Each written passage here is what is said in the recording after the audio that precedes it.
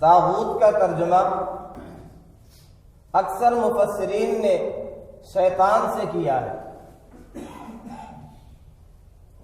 لیکن شاہ عبد القادر رحمۃ اللہ علیہ انہوں نے اس کا ترجمہ ہردنگا سے کیا ہے۔ عام طور پہ دیہات میں یہ زبان بولی جاتی ہے، آپ لوگ پتہ نہیں اس سے واقف ہیں کہ نہیں۔ کہتے ہیں ہردنگئی کرنا۔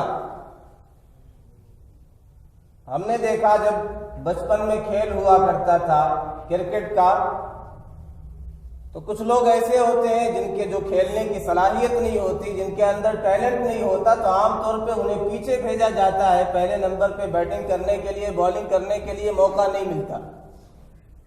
تو وہ کیا کرتے ہیں، اب یہاں آ کر کے ہردنگئی کرتے ہیں، ہردنگے بنتے ہیں، یعنی زور کے ذریعے سے آ کر کے پچ میں بیٹھ جاتے ہیں کہ ہمیں نہیں کھلاؤ گے تو ہم کھیل ہونے ہی نہیں دیں گے۔ بلہ ہی لے کر کے بھاگ جاتے ہیں، گیند ہی لے کر کے بھاگ جاتے ہیں۔ تو ایسے لوگ جبرن اور زور و زبردستی پچ پر قبضہ کر لیتے ہیں، بیٹ پر قبضہ کر لیتے ہیں، گیند پر قبضہ کر لیتے ہیں اور میچ کا ستیہ ناش کر دیتے ہیں، تباہ و برباد کر دیتے ہیں۔ تو یہ اپنے محاورے اور ماحول کے حساب سے ترجمہ کیا۔ یہ لوگ ہردنگے لوگ ہیں، ہردنگئی کرنے والے لوگ ہیں کہ ٹیلنٹ ہے نہیں، صلاحیت ہے نہیں، ایبیلٹی اور نالج ہے نہیں، زبردستی ہردنگئی کر کے قبضہ کر لیا۔